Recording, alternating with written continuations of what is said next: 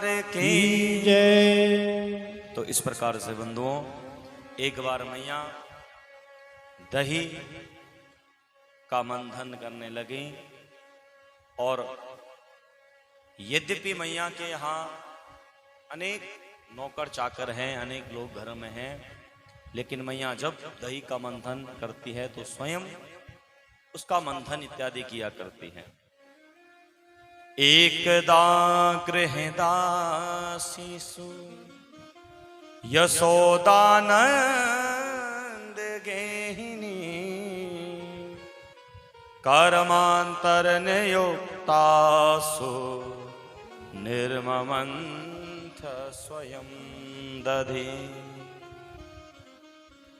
मैया दधि का मंथन करने लगी और जब मंथन करने लगी तो मैया का जो स्वरूप था, मैया के शरीर पर पसीने की बूंदें टपक रही हैं। मैया ने बहुत सुंदर स्वरूप बनाया है। क्षौमं वासा पृथुकटि तटे बिभ्रति सूत्र नथम पुत्र स्नेहस्यनुतः कुच युगम जात कर्मांच शुभ्रु रज्ज्वाकर्ष श्रम भुज चलतः कंकणो कुंडले च स्वीनम वक्त्रम कवर विगलन मालती निर्ममंथ। मैया दधि का मंथन करने लगी। क्षौमं वासः पृथुकटि तटे बिभ्रति सूत्र नथम। मैया ने अपने कटी भाग में चुनरी को बांधा है, हाथों में सुंदर कंगन पहने हैं, चूड़ियां पहनी हैं और रेशमी वस्त्र को धारण किया है। दोनों हाथों से मैया रज्ज्वा मने रस्सी को खींच रही है और रस्सी को खींचते खींचते जब मैया रस्सी खींच रही है तो हाथों के दोनों जो कंकण हैं, जो कुंडल हैं, उन दोनों से छन छन की आवाज आती। स्वीनम वक्त्रम कवर विकलम। वक्त्र मने शरीर, मैया के शरीर से मुख से कुछ पसीने की बूंदे, स्वीनम मने पसीना एक एक बूंद करके नीचे टपक रहा है। मैया का स्वरूप और भी सुंदर लग रहा है। और मैया क्योंकि दधि का मंथन कर रही है, अब दधि का मंथन करते करते सो मैया नीचे बैठी। इतने में कन्हैया को प्रेम से मैया ने गोद में बिठाया और गोद में बिठाकर उसको दूध पान स्तन पान कराना प्रारंभ कर दिया। मैया ने चूल्हे पर भी दूध को भी रखा है। मैया कन्हैया से प्रेम कर रही है, मुख चूम रही है, गाल चूम रही। इतने में मैया को याद आ गया कि मैंने चूल्हे पर दूध रखा, जो उसमें उबार आया। मैया ने कन्हैया को गोदी से नीचे पटका और दौड़ कर गई पात्र को निकालने। कन्हैया को आ गया क्रोध और कन्हैया ने कहा अभी अभी तो इतना प्रेम कर रही थी और जैसी सो दूध की याद आई दौड़ पड़ी। सो कन्हैया गए अंदर और सो जितने भी माखन की मटकी इत्यादि रखी हुई थी सबके सब पकड़कर धमाधम धमाधम धमाधम करके सबको तोड़ डाला। मैया बाहर आई। मैया ने देखा ये आवाज काहे की। बोल नंद के लाला की जय।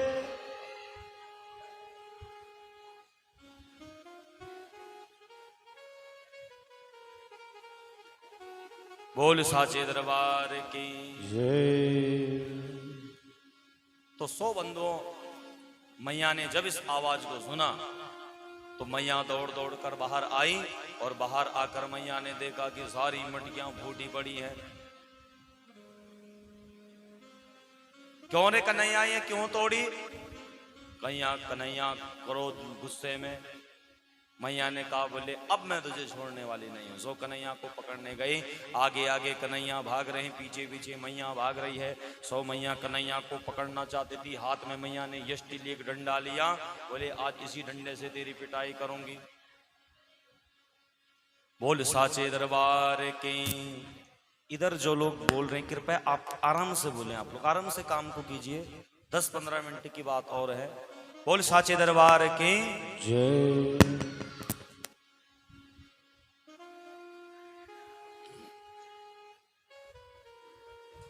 तो इस प्रकार से बंधु मैया ने हाथ में डंडा पकड़ा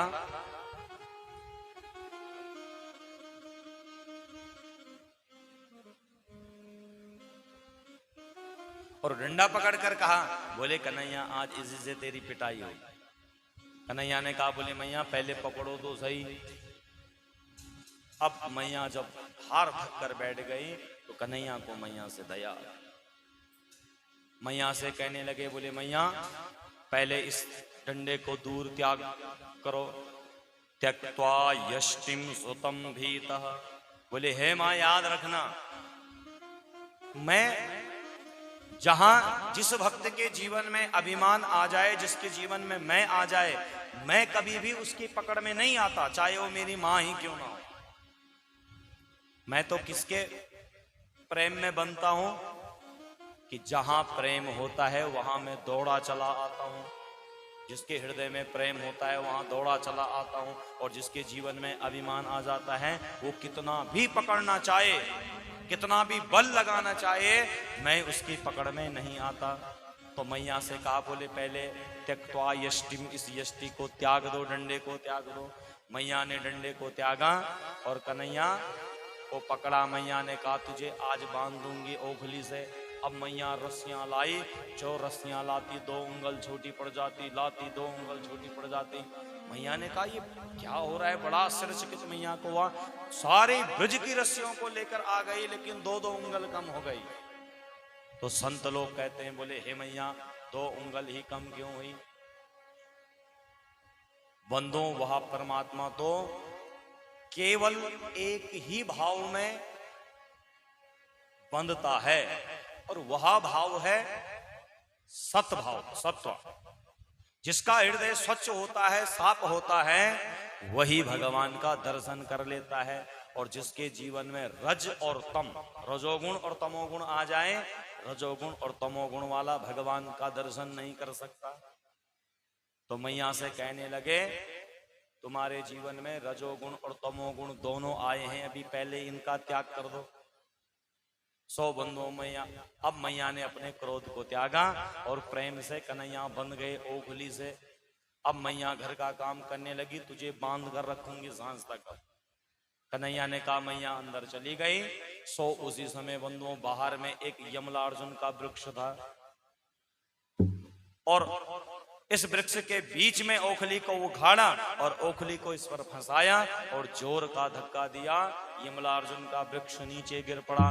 बोल कृष्ण कन्हैया लाल की जय। जो धड़ाम की आवाज आई तो 100 बंधुओं मैया दौड़ दौड़ कर बाहर आई। देखती है कि इस यमलार्जुन के वृक्ष से 2 पुरुष उत्पन्न हुए हैं। ये कौन थे? दोनों के दोनों कौन है? ये कुबेर के पुत्र हैं, नल कुबर और मणिग्रीव। और ये दोनों कुबेर के पुत्र हैं बंधुओं। नारद जी के श्राप से ये दोनों के दोनों वृक्ष बन बैठे, रोने लगे। भगवान नारद जी ने कहा भगवान के द्वारा तुम्हारी मुक्ति हो जाएगी। दोनों के दोनों ने हाथ जोड़कर आज भगवान की दिव्य परिक्रमा की और परिक्रमा करते हुए कहने लगे, बोले हे कन्हैया धन्य है हमारा जीवन, तुम्हारी कृपा हम पर बरसी और हमारा जीवन भी आज पवित्र हो गया। तो बंधुओं ये जो दोनों थे, अर्जुन का था एक वृक्ष और यमल मने होता है जोड़ा। वृक्ष एक ही था और जोड़े के रूप में विराजमान था यमलार्जुन। यमल मने जोड़ा और अर्जुन का वृक्ष। तो इन दोनों के दोनों से दिव्य मूर्ति बाहर निकली, दिव्य ज्योति, और हाथ जोड़कर कन्हैया के चरणों में वंदन करने लगे। वाणी गुणानो कथने श्रवणो कथाया हस्तौच कर्म सुमन स्तव पादयो स्मृत्याम शिरस्तव निवा से जगत प्रणामे दृष्टि सतां दर्शने स्तुभक्तनूना। इस प्रकार से भगवान के चरणों में वंदों निवेदन किया, हे प्रभु हम वाणी से आपकी स्तुति को गाते रहें, कानों से आपकी कथा को सुनते रहें, चरणों से तीर्थ दर्शन करते रहें, हाथों से आपकी सेवा करते रहें, जिह्वा से आपकी परम स्तुतियों को गाते रहे, हमारा मुख पवित्र हो, हाथ पवित्र हो। हे प्रभु, हमारी दृष्टि आपसे हटे नहीं, आपका ही दर्शन करती रहे। इस प्रकार से भगवान ने इन दोनों का उद्धार किया। अब मैया ने ओखली से कन्हैया को खोला और मैया ने हृदय से लगा लिया। बोले बेटा मुझे क्षमा करना। बोले मैया इन दोनों को मुक्त भी तो करना था, सो इन दोनों को मुक्त कर लिया। और अब बंधुओं भगवान ने एक बहुत सुंदर और लीला की। इधर नंद गोप इत्यादि मैया ने नंद बाबा से कहा, बोले हे पतिदेव, जब से हमारा इस गोकुल में इन दोनों, हमारे गोकुल में इन दोनों का प्रादुर्भाव हुआ, तब से कुछ ना कुछ उपद्रव यहाँ होता ही है।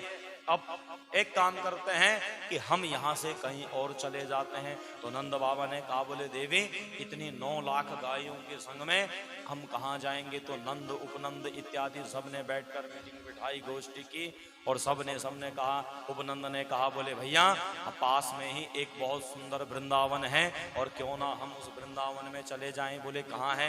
बोले यही यमुना के तट पर बहुत सुंदर यमुना का जल है, बहुत सुंदर हरी हरी घास है, और एक काम करते हैं कि हम सब के सब भी वहीं चले जाते हैं। और ऐसा वह पावन वृंदावन है कि जहां सर्वकाल सुखावयम, मानो 12 महीनों में सुख ही सुख जहां प्राप्त होता है। तो ऐसा वह पावन वृंदावन है। वनम वृंदावन नामम पसव्यम नव काननम गोप गोपी गवाम सेव्यम पुण्यादि तृणवेरुधम। वनम वृंदावनम नाम, वृंदावन का जो बहुत सुंदर पावन स्थान है, जहां गोवर्धन पर्वत विराजमान है। बोले बाबा वहीं हरी हरी घास से हमारी गैया भी मदमस्त रहेंगे और हम सब भी बड़े आनंद से रहेंगे। तो बोले ठीक है, फिर चलो। सबके सब ने अब बैलगाड़ियों में, झगड़ों में अपना सामान रखा और सबके सब बंधुओं पहुंच गए कहाँ, वृंदावन में। और वृंदावन की दिव्य छटा को देखकर सब प्रसन्न हुए। कन्हैया ने ग्वाल वालों से कहा, बोले हे ग्वाल वालों, यहाँ यमुना के तट में खेलने का बड़ा आनंद आएगा और गैया चराने में भी बड़ा दिव्य महा आनंद आएगा। 100 बंदों। उसी समय कार्तिक का महीना आया, कार्तिक का महीना गोपाष्टमी आई और भगवान ने मैया से कहा, बोले मैया अब तो मैं भी गैया चराने जाऊंगा। तो मैया ने कहा पहले छोटे छोटे बछड़ों को चराओ, फिर बड़ी गैया को चराने 2-4 दिन छोटे बछड़ों को चराए। बोले मैया अब तो मैं भी बलदाऊ के संग में गैया चराने वन में जाऊंगा। तो 100 बंदों अब गैया चराने के लिए कन्हैया वन में जाने लगे। गोपाष्टमी का सुंदर दिन आया। मैया ने सुंदर कलेवा बनाकर इन ग्वाल वालों को दिया और ग्वाल वाल कलेवा को पाकर बड़े प्रसन्न हुए और सबके सब वृंदावन को जाने के लिए तैयार हो गए, वृंदावन जाने लगे। आइए हम सब भी भजन के माध्यम से वृंदावन में पहुंचे। सब लोग तालियों के संग में, बड़े प्रेम के संग में गाए, बोले बाल कृष्ण लाल की जय हो। भगवान छोटी छोटी गैयों के संग में वृंदावन में जा रहे हैं। आइए बहुत सुंदर भाव है, प्रेम से तालियों की सेवा कीजिए। छोटी छोटी गैया छोटे छोटे, छोटो सो मेरो मदन गोपाल। छोटी छोटी गैया छोटे छोटे ग्वाल, छोटी छोटी गैया छोटे छोटे ग्वाल। छोटो सो मेरो मदन गोपाल, हरि छोटो सो मेरो मदन गोपाल। ओ छोटो सो मेरो मदन गोपाल, छोटो सो मेरो सब गाय प्रेम से दोनों हाथ में छोटे छोटे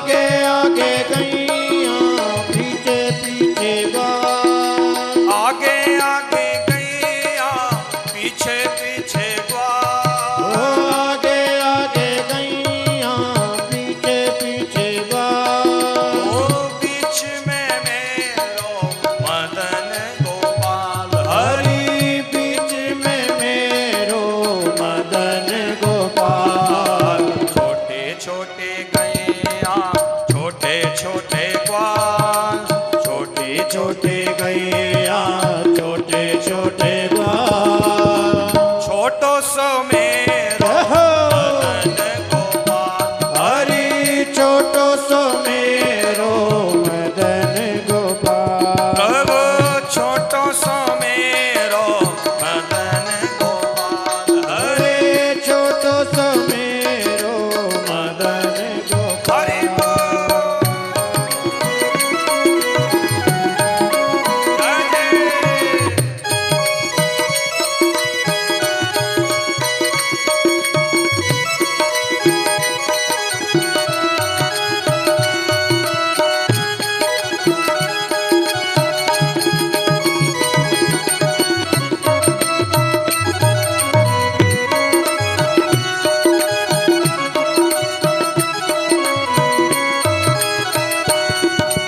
घास खावे गैया दूध पीवे ग्वाल घास खावे गैया दूध पीवे ग्वाल ये घास खावे गैया दूध पीवे ओ ग्वाल घास खावे गैया दूध पीवे ग्वाल घास खावे गैया दूध पीवे ग्वाल घास खावे गैया दूध पीवे ग्वाल माखन खायो मेरो मदन गोपाल हरे माखन खाए मेरो मदन गोपाल छोटी छोटी गैया छोटे छोटे ग्वाल छोटे छोटे गैया छोटे छोटे ग्वाल छोटो सो मेरो मदन गोपाल हरे छोटो सो मेरो मदन गोपाल हरे छोटो सो मेरो मदन गोपाल हरे छोटो सो मेरो मदन गोपाल छोटे छोटे गैया छोटे छोटे ग्वाल छोटे छोटे गैया छोटे छोटे ग्वाल छोटो सो मेरो मदन गोपाल हरे छोटो सो मेरो मदन गोपाल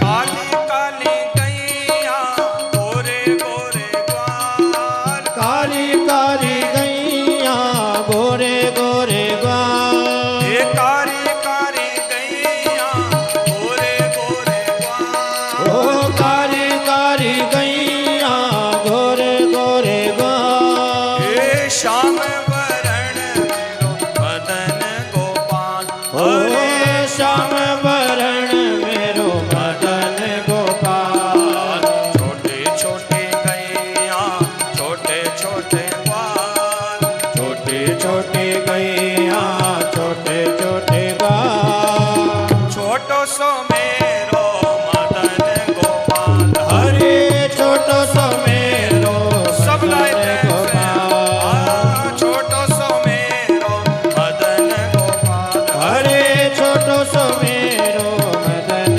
गोपाल छोटे छोटे गैया छोटे छोटे ग्वाल छोटी छोटी गैया छोटे छोटे ग्वाल छोटो सो छोटो सो छोटो सो छोटो सो मेरो मदन गोपाल हरे छोटो सो मेरो मदन गोपाल हरे छोटो सो मेरो मदन गोपाल हरे छोटो सो मेरो मदन गोपाल राधे राधे राधे राधे राधे राधे राधे राधे राधे राधे राधे राम राधे राधे राधे राधे राम राधे बरसाने में राधे राधे ओ नंदगांव में राधे राधे बरसाने में राधे राधे नंदगांव में राधे राधे छड़ी गरा में राधे राधे श्याम मंदिर में राधे राधे गोलगांव में राधे राधे नंदगांव में राधे राधे छड़ी गरा में राधे राधे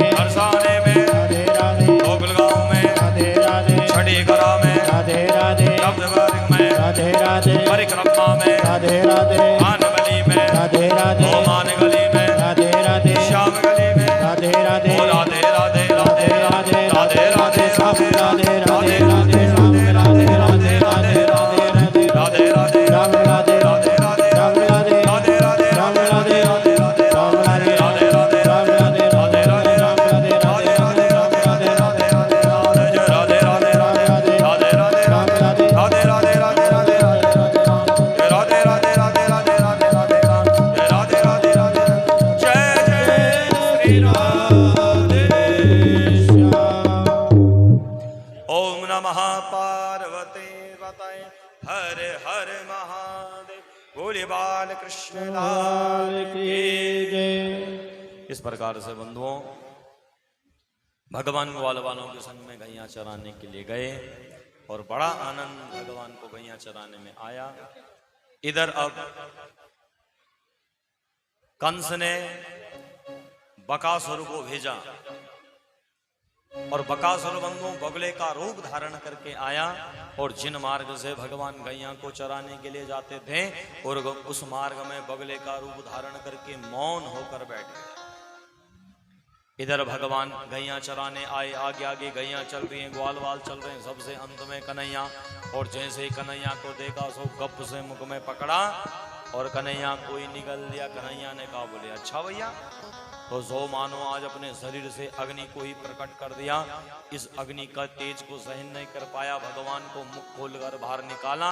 बाहर निकलते ही भगवान ने दोनों हाथों से इसकी चोंच को पकड़ा और चोंच पकड़ करके इसको चीर डाला। बकासुर का भी वध कर दिया। बोले बकासुर मर्दन भगवान की जय। अब अघासुर नाम का एक महादानव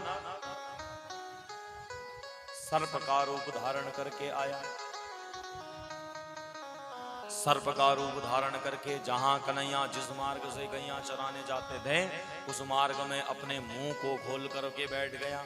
अब सारे ग्वाल वाल आए और सब के सब इनके मुख में समा गए एक एक करके। ग्वाल वालों ने कन्हैया से कहा बोले कन्हैया, न जाने वृंदावन में ऐसा लगता है कि ऐसी मखमली चादर आज किसी ने बिछा दी हो, जो इसकी जीभ पर बड़े बड़े दांत। बोले भैया हमें तो कुछ गड़बड़ लग रही है। ग्वाल वालों ने कहा बोले भैया अरे ये गड़बड़ कुछ नहीं, ये तो गुफा है। तो बोले फिर ये दांत से क्या दिखाई दे रहे हैं? बोले भैया ऋषि मुनियों ने कभी यहाँ तप किया हो तो सो अपने पात्र कमंडलू इत्यादि को टांकने के लिए सो खोटे घट दिए हो। अब कन्हैया अभी सबसे पीछे आ रहे हैं। जो ही कन्हैया आए अघासुर ने मुख बंद कर दिया। सबने अरे बचाओ बचाओ बचाओ बचाओ बचाओ बचाओ कन्हैया। भगवान ने कहा क्या हो गया? बोले भैया देखो अभी मुख खुला था बंद हो गया, न जाने सबको निकल देगा। बोले चिंता न करो। सो भगवान ने बंधु उसी प्रकार से अग्नि को प्रकट किया और अघासुर मानो उसी अग्नि में जलकर समाप्त हो गया। बोले अघासुर मर्दन भगवान की जय। अब भगवान ने बहुत सुंदर स्वरूप बनाया, बहुत सुंदर लीलाएं की। भगवान ने ग्वाल वालों से कहा बोले हे ग्वाल वालों, अब वृंदावन की जो आसपास की घास थी उस सबको तो गैयों ने चारण कर लिया, अब तो दूर लेकर जाना पड़ेगा। सो एक काम करें कि कल सब अपने घर से कलेवा लेकर आएंगे, पकवान बनाकर सबके सब लेकर आना। सो कन्हैया घर में आए, मैया से कहा बोले मैया अब गैया चराने के लिए हमें दूर जाना पड़ता है और सुबह से शाम तक हमें गैया चराते चराते भूख लग जाती है, इसलिए मैया एक काम करो कि हमारे लिए कलेवा बना करके दे देना। सबकी सबकी माओं ने बहुत सुंदर बंधु कलेवा बनाया है। मधुमंगल भगवान का एक सखा है, लेकिन मधुमंगल के घर में कुछ भी नहीं। मैया से कहा बोले मैया कुछ कोई बना। बोले बेटा घर में कुछ भी नहीं। मधुमंगल ने कहा क्या करूं? सो बासी छाछ थी घर में, उसी कोई एक पात्र में बंद करके मधुमंगल लेकर सबके सब अब गैया चराने के लिए बंधुओं दूर वृंदावन में गए। और भगवान ने अचानक से देखा, बोले हे ग्वाल वालों तुम गैया को देखो, अब तुम मेरा कमाल देखो। कन्हैया ने देखा कि चारों ओर सुंदर पुष्प खिले हुए हैं, उन पुष्पों में बंधुओं भौरे गुंजायमान कर रहे हैं, मोर नृत्य कर रहा है, कोयल कुहू कुहू करके पुकार रही है। कन्हैया ने कहा बोले ग्वाल वालों आज तुम्हें मैं एक नया जादू दिखाता हूं। बोले क्या? बोले ये देखो ये जो मुरली है आज से मुरली का निनाद करते हैं। तो भगवान ने सुंदर स्वरूप बनाया है। विभ्रद वेणुम जठर पटयो श्रृंगवे त्रेच कक्षे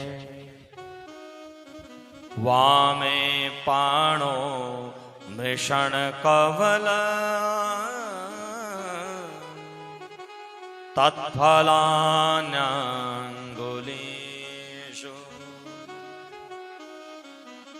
तिष्ठन् मध्ये स्वपरिसहृदो हासयन् नरवभीस्वे स्वर्गे लोके विशते भुवजे यज्ञ भुग बालकेली यज्ञ भुग बालकेली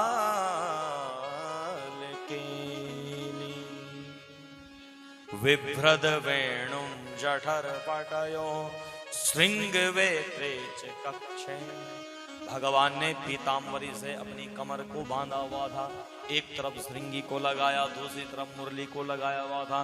कानों में कनेर के फूल डाले हुए हैं, गले में वैजयंती की माला डाली हुई है, मोर मुकुट पीताम्बर को धारण किया है। बहुत दिव्य स्वरूप भगवान का लग रहा है। और भगवान ने अपनी मुरली को बजाना प्रारंभ किया। जो मुरली की धुन को सुना सारे ग्वाल वाल सबके सब मानो मंत्र मुग्ध हो गए भगवान की मुरली को सुनकर। अब जब मुरली को सुनते सुनते ग्वाल वालों ने कहा, बोले कन्हैया वाह, बड़ा आनंद आ गया आपके मुरली को सुनकर। इतने में एक ग्वाल वाल ने कहा, बोले भैया अब हमने खेल भी खेल लिया, मुरली को भी सुन लिया, एक काम करते हैं, अब कुछ भूख लगने लगी, अब एक काम करते हैं, जो कलेवा लाए उसको कब खाएंगे, फिर तो गैया को घर ले जाने का समय हो जाएगा। तो कन्हैया ने कहा, बोले हाँ ये तो हम भूल ही गए थे। तो बोले चलो ग्वाल वालों सब आओ बैठो यहाँ। और सबने गोल मंडलाकार बनाया, सब के सब अब बंधुओं कलेवा को खाने के लिए तैयार हुए।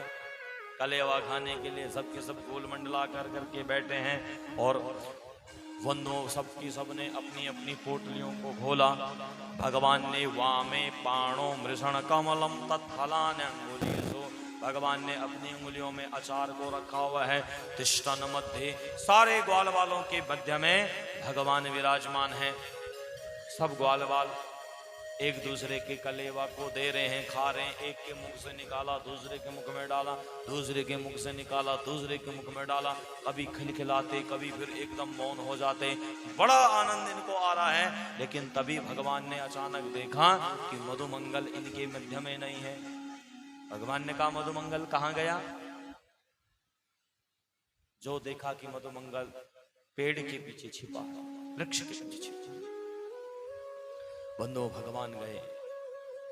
भगवान ने कहा, मधुमंगल तुम कहां हो, तुम क्यों गया इधर आए? मधुमंगल ने कहा, बोले कन्हैया आप सब के सब पकवान लेकर आए और हमारे घर में तो कुछ भी नहीं था। मेरी मैया कुछ नहीं दे पाई, दोनों हाथ पीछे किए हुए। तो भगवान ने कहा, तुम कुछ लेकर नहीं आए तो तुम्हारे हाथ में है क्या? बोले नहीं नहीं नहीं कन्हैया ये तुम्हारे लिए नहीं है। भगवान ने कहा, दे मुझे दे। और सो मधुमंगल ने झीना झपटी के और सो बंधुओं कई दिनों की बासी छाछ को मधुमंगल आज घट घट घट करके पीने लगा। अरे भगवान ने कहा, दे मुझे दे मुझे दे। मधुमंगल ने इसको पी लिया, कुछ मुख पर लगी। भगवान आज मधुमंगल की ही मुख को चाटना प्रारंभ कर दिया। मधुमंगल रो रहा है। बोले कन्हैया ने कहा, क्यों रे मधुमंगल, अरे क्या इस छाछ को मैं नहीं पी सकता था? बोले नहीं कन्हैया, अरे मैं तुम्हें देना नहीं चाहता था, ये अनेक दिनों की बासी छाछ थी और मन में भाव आया कि यदि अगर यह इसका पान अगर तुम करो और कहीं हमारा कन्हैया बीमार हो गया तो मैं अपने आप को क्षमा नहीं कर पाऊंगा। रोने लगा मधुमंगल। बंधुओं भगवान ने आज मधुमंगल को हृदय लगा लिया। बोले हृदय से लगा लिया। बोले हे मधुमंगल, अरे तुम्हारा यही प्रेम तो मुझे यहाँ वन में खींच कर लाया रे। तुम्हारे संग यही लीलाओं को करने के लिए तो मेरा बाल स्वरूप में अवतरण हुआ है। हृदय से लगाया, रोने लगे। धन्य है मधुमंगल तुम्हारा जीवन। सो बंधु मधुमंगल को लेकर आए और सबके सब ग्वाल बाल बड़े खिलखिलाकर हंसने लगे। अब ब्रह्मा जी ने देखा, ब्रह्मा जी यह सब देख रहे हैं। ब्रह्मा जी मनी मन में सोचने लगे कि ये हमारा परम पिता परमेश्वर कैसे हो सकता है। ये सब एक दूसरे के जूठन को खाने में लगे हुए हैं, यहाँ तक कि मधुमंगल के मुख को भी इन्होंने चाट लिया। ये कैसे परम पिता है, ये कैसे हमारा परब्रह्म है। तो ब्रह्मा जी ने कहा, सोचा कि एक काम करता हूं कि इनके परीक्षा ले लेता हूं। अब ग्वाल बाल सब खाने पीने में मदमस्त हैं। इधर गैयों को उठाकर ब्रह्मा जी ब्रह्मलोक में चले गए। कन्हैया ने कहा, ग्वाल बालों गैयों को ढूंढो, कहाँ हैं। सब ढूंढने लगे। अब कन्हैया अकेले, ब्रह्मा जी ने ग्वाल वालों को भी उठाया और ब्रह्मलोक में लेकर चले गए। भगवान ने मनी मन सोचा, ध्यान किया, बोले अच्छा ब्रह्मा जी तुम हमारी परीक्षा ले रहे हो। आज बंधु भगवान ने अपनी माया से जो बालक जो गैया जैसे थी सबको वैसे के वैसे बना दिया और सो इनको लेकर घर चले। अब इस लीला को 1 वर्ष व्यतीत हो गया।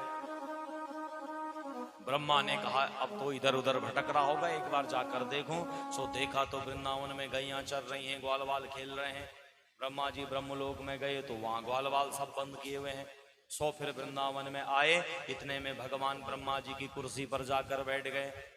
अब जब ब्रह्मा जी पुनः वापस आए, द्वारपालों ने रोक दिया। बोले कहाँ जाते हो? बोले मैं तुम्हारा स्वामी। बोले तुम तो बहुरूपिया हो, ठगिया हो, हमारा स्वामी तो अंदर विराजमान है ब्रह्मा जी। ब्रह्मा जी जान गए कि मुझसे बड़ा अपराध हो गया। कहा एक बार उनको जरा बाहर बुलाना। सो जैसे ही भगवान बाहर आए, ब्रह्मा जी भगवान के चरणों में लेटकर क्षमा मांगने लगे। नौमिड्यते भ्रवपुसे तड़िदंबराय गुंजावतंस परिपी छल सन्मुखाय वन्यस्रजे कवलवे त्रिविशाण वेणु लक्ष्मश्रये मृदुपदे पशुपांगजाय।